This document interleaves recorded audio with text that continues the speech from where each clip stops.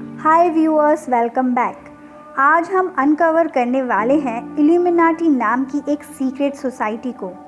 लेकिन वीडियो शुरू करने से पहले अच्छा होगा कि आप इस चीज़ को समझ लें कि पुराने ज़माने में जो पुजारी और शिक्षक हुआ करते थे वो गवर्नमेंट को पूरी तरीके से कंट्रोल कर सकते थे, क्योंकि लोगों की इनमें बहुत आस्था थी और कोई इनके खिलाफ नहीं जा सकता था। ये एक बहुत बड़ा कारण था इल्यूमिनाटी की शुरुआत का। चलिए अब वीडियो को शुरू करते हैं।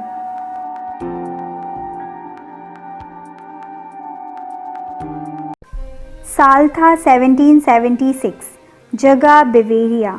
उस वक्त रैशनलिज्म, रिलीजियस फ्रीडम और यूनिवर्सल ह्यूमन राइट, इन सब की सीधी लड़ाई सीधे कैथोलिक धर्मों से हो रही थी। और उस वक्त अटलांटिक में कई लोग एक नए देश की स्थापना चाहते थे इन्हीं बातों की वजह से। लेकिन उसी वक्त बवेरिया में एक लॉ प्रोफेसर जिनका नाम था एडम विशपट, जो कि सेक्युलर फिलॉसफी सिखाते थे, कुछ ज़्यादा ही डिप्रेस होने लगे। उन्होंने सोचा कि वो अपने आइडियाज़ एक सीक्रेट सोसाइटी के थ्रू लोगों तक पहुंचा सकते हैं, जो कि पुराने रीति रिवाजों की गलतियों का सच सामने ला सके। और इसी सीक्रेट सोसाइटी का नाम पड़ा इल्यूमिनाटी। उन्होंने अपनी इसी सोसाइटी को एक ग्रुप में डिवाइड किया जिसका नाम पड़ा फ्रीमेसन, जो कि एक पत्थर तोड़ने वाले गुलामों का ग्रुप था पुराने इजिप्ट का।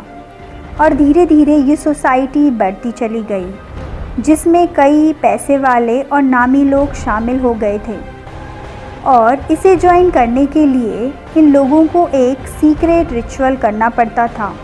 और ये सोसाइटी बढ़ती चली गई और प्रोफेसर ने अपने आप को एक कोड नेम दिया, जो कि था स्पार्टकस, जो कि एक रोमन लीडर था गुलामों के विद्रोह का।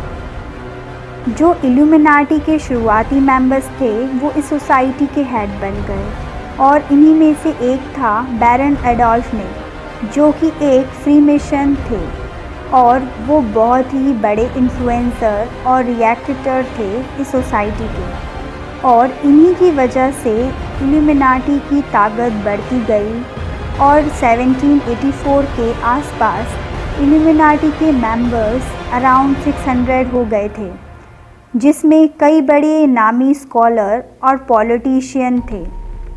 और जैसे जैसे इल्यूमिनाटी बढ़ने लगा, अमेरिकन रिवॉल्यूशन भी बढ़ने लगा। और वहीं दूसरी तरफ यूरोपियन के चर्च इस सीक्रेट सोसाइटी से डरने लगे। और तब तक इल्यूमिनाटी के बारे में हर कोई जानने लगा था। और इल्यूमिनाटी और फ्रीमेसन, ये दोनों सोसाइटी बढ़ती चली गईं।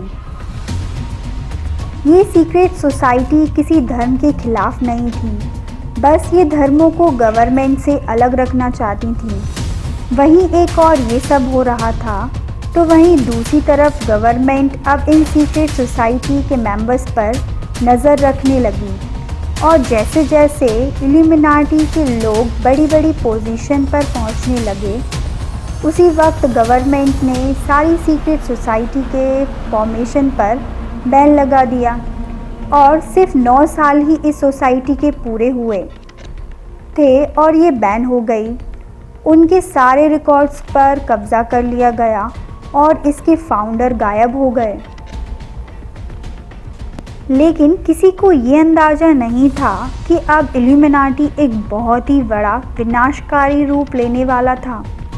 उस वक्त यूएस के एक चर्च के फादर विलियम मोर्स इल्यूमिनाटी जैसे आइडिया को फैलाने लगे।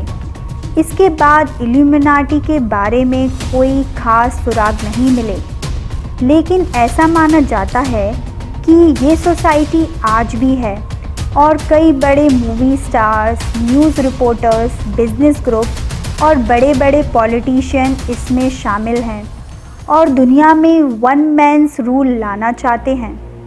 तो गाइस, आपको क्या लगता है कि ऐसी सीक्रेट सोसाइटी आज भी है? कमेंट करके ज़रूर बताइएगा।